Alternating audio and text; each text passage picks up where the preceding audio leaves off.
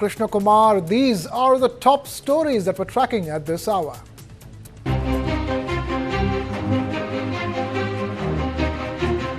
Swapnil Kusale brings the third Olympic medal for India at the Paris Olympics 2024, wins bronze in 50-meter air rifle 3-position event.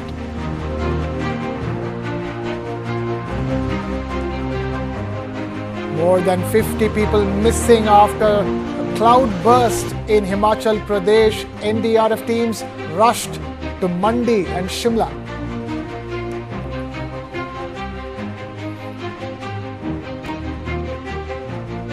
Heavy rains lash Uttarakhand. Chief Minister Dhami holds a meeting with officials as pilgrims are stranded on important religious routes.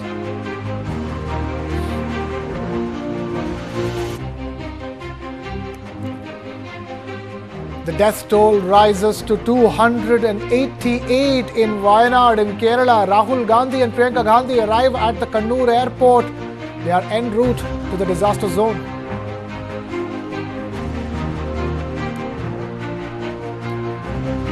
Trump breaks up a controversy after he asks whether Kamala Harris, his opponent in the US presidential polls, is Indian or black.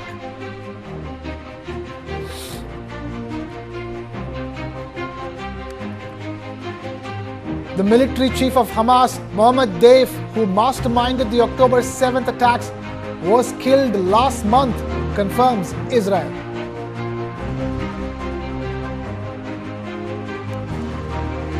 Iran vows revenge for the Haniyeh killing. Iran's supreme leader orders a direct attack on Israel.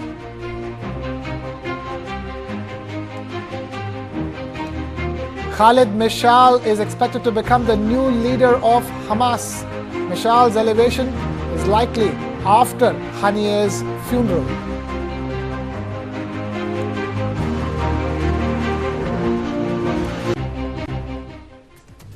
Straight to the big story that we're tracking at this hour. The Supreme Court of India has called for the application and extension of the quote-unquote creamy layer idea in reservations for the scheduled castes and scheduled tribes and exclude castes from the benefit of reservations.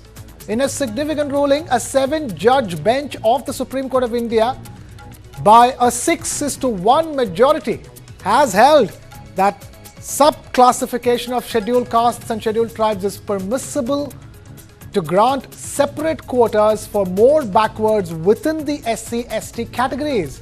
However, 4 of the 7 judges added that the state must evolve policy for identifying that creamy layer so as to exclude them from the benefits of affirmative action. A bench of 7 judges comprising were called on to decide the legality of the law enacted by the Punjab state government, which had given preferential treatment to Balmikis and Mazhabi Sikhs within the SC reservation. While the idea of sub-classification has been supported by 6 of the 7 judges, Justice Bela Trivedi delivered her dissenting verdict on the issue, holding that sub-classification as envisaged in the Indira Sawhney case for OBC reservation was not permissible. That's the big story that we're tracking at this hour. To understand it better, I have my colleague and friend Ashok Bagadia joining us here in the studio. Ashok, thank you so much for taking time out to be with us over here. In a sense, simplify this latest Supreme Court ruling for us. A 6:1 ruling is fairly emphatic from the Supreme Court of India, isn't it? Yeah, so basically there are 2 aspects of this particular judgment which has been rendered by the Supreme Court of India today. The first deals with the core legal aspect, whether sub-classification within scheduled caste and scheduled tribes category was permissible for extending the benefits of reservations in jobs as well as admission to government colleges were concerned. On this aspect, the Supreme Court has, by a 6-1 majority, held that sub-classification was permissible because here the sub-classification idea promotes equality and passes on the benefit of reservation to the weakest amongst the weaker sections of the society. Now, the second important aspect has been dealt by 4 judges, whereas the 3 other judges have been silent on this aspect. The 4 judges who dealt with this aspect said that, look, we agree that subclassification of castes within scheduled caste and scheduled tribes for the purposes of giving preferential treatment was permissible, but at the same time, we believe that this idea of subclassification, which was first introduced by the Supreme Court bench of 9 judges in the Indira Sahni case, should apply in its totality to the scheduled caste and scheduled tribes also. So, in the Indira Sahni case, what the 9 judges of the Supreme Court had done was that they had said that subclassification of castes within the OBCs was permissible, and also that if there was a quantifiable and empirical data with the states, they could also exclude certain castes within the OBCs because they had adequately benefited from the benefits of reservation. So, they say that this whole concept of creamy layer should also apply to the scheduled caste and scheduled tribes. Now, this is significant in the sense that a combination of 4 judges have for the first time in a single voice said that, look, the state governments or the state must strive to implement this idea of creamy layer for scheduled caste and scheduled tribe reservation also. The benefit of such an idea of creamy layer would be that it will gradually start excluding the castes which had already benefited from reservations, but will also ensure that the weakest among the weaker sections will get the benefits of reservation.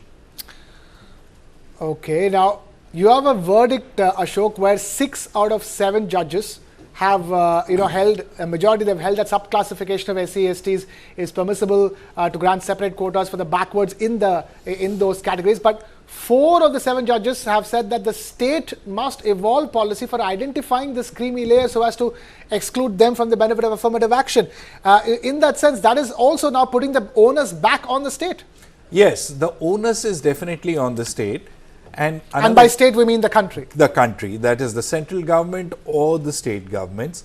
But here, what we have to understand is that this is obiter dicta of the judgment, in the sense that the court, the 7 judges, were not actually called on to decide on whether the aspect of creamy layer would be applicable to the scheduled caste and scheduled tribes only. These are passing remarks by the judges during the course of their judgment. This does not carry the weight of a direction or an order passed by the Supreme Court of India. However, what is significant is the fact that there are judges in the Supreme Court who believe that this idea of reservations for SCs, STs must go to the people they are originally meant to, and at the same time also start excluding people, those who have already reaped the benefits of reservation. In fact, one judge, Justice Pankaj Mittal, in his separate opinion has written that as far as the SC/ST reservations are concerned, they should only be given to one generation, because after you have received the benefits of reservations, the second generation really does not need it. So there has to be some kind of equity which has to be evolved, so that even the weakest of the scheduled caste and scheduled tribes reap the benefit of reservations. Because today the situations on the ground is that there are only some castes and communities who have access to the benefits of the reservations, and when they have access to the benefit of these reservations, what really happens is that the people to whom it was actually meant to trickle down to continue to be denied the reservation, the benefits of reservation. So the court is saying that the way forward is that you have to apply the policy of creamy layer for providing or in reservations for the scheduled caste and scheduled tribes also. Ashok Bagaria there helping us understand what this latest Supreme Court verdict is all about. Thank you, Ashok, for taking time out to be with us here in the studios. And with that, we are taking a very short breather here at this stage. We'll be back with lots more news and updates on the other side. Keep it with News9 Live.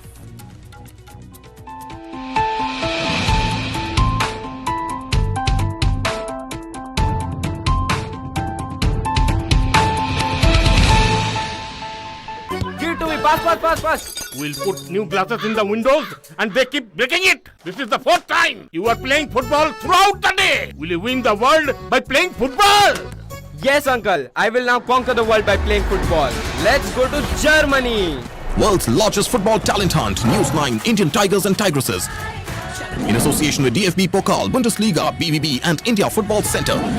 Train and play matches in Europe. Register now and fly to Germany. IndianTigersandTigresses.com. Over 20 healthcare trailblazers and leaders. 6 engaging sessions. 6 hours of engrossing conversations. Top trending healthcare issues. The Healthcare Summit 2024. An initiative by the TV9 Network and South First. Streaming on 3rd of August, only on News9. How do you fulfill that promise? Because ultimately expectations have to be met. If you look at the political landscape, is it really changing for women? And what is the inability of the forces that dead bodies surface, but not the living people?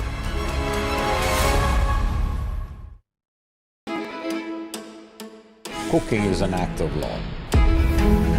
The first act of love you receive from our mothers in the families.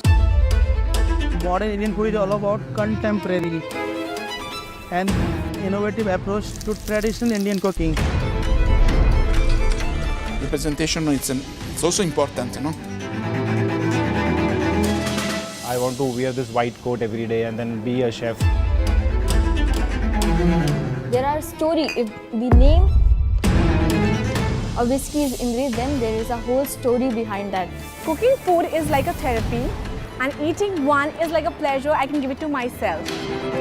With Lounge Nights, I'm on a journey to celebrate and recognize the best food and nightlife establishments in various cities across India.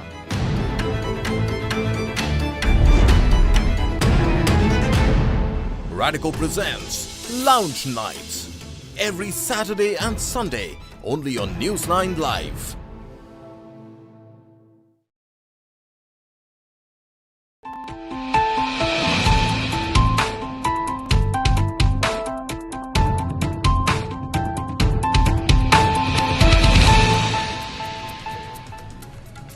You're watching News9 Live. I'm Krishna Kumar. In a significant development, the Israeli military has announced the killing of Mohammed Deif, the head of Hamas's military wing, in an airstrike conducted in Gaza last month.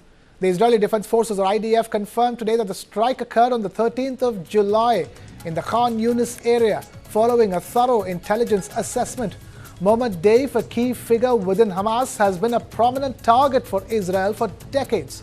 He is widely regarded as one of the architects of Hamas's attack on southern Israel on the 7th of October last year, which led to the ongoing Gaza war, now stretching into its 300th day. The attack resulted in the tragic loss of over 1,200 lives and the abduction of more than 250 Israelis, marking one of the deadliest assaults in Israel's history.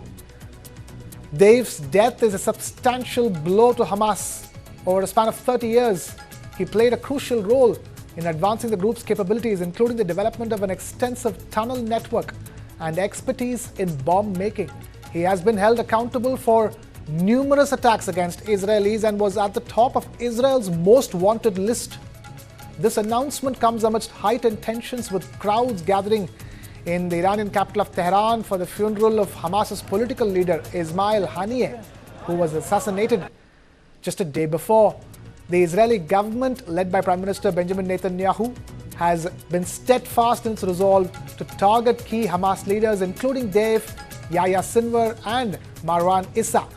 Marwan Issa was reportedly killed by Israel in the month of March this year, marking a continued effort to dismantle Hamas's leadership. It's important to note here that the United States of America and other Western countries classify Hamas as a terrorist organization due to its long-standing commitment to Israel's destruction and its involvement in several acts of violence. Hamas is yet to respond to the latest developments regarding Dave's death. The impact of these events on the broader geopolitical landscape remains to be seen as tensions continue to escalate in the region.